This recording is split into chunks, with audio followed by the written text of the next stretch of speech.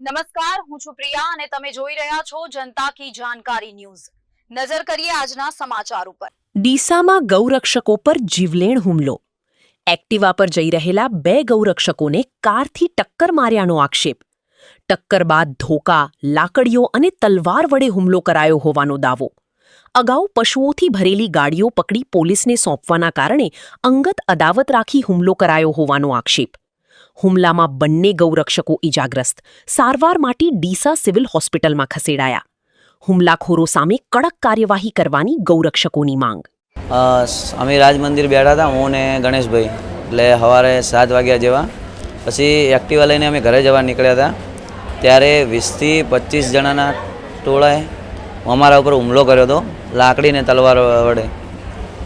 હાથની ઈજાઓ છે, પગ ઉપર માર્યું છે, ગણેશભાઈને લાગ્યું। 20થી 25 જણા હતા। ગાડી હતી કિયા અને સ્વિફ્ટ ને એ બધી ગાડીઓ હતી, 3 થી 4 ગાડીઓ ગવાડીમાંથી બધા આવ્યા હતા। અમે 3-4 દિવસ પહેલાં એક ભેંસો ભરેલી ગાડી પકડી હતી, એ જૂની અદાવતના કારણે અમારા ઉપર હુમલો કર્યો। પ્રકાશ કુમાર પ્રહલાદભાઈ ઠાકોર।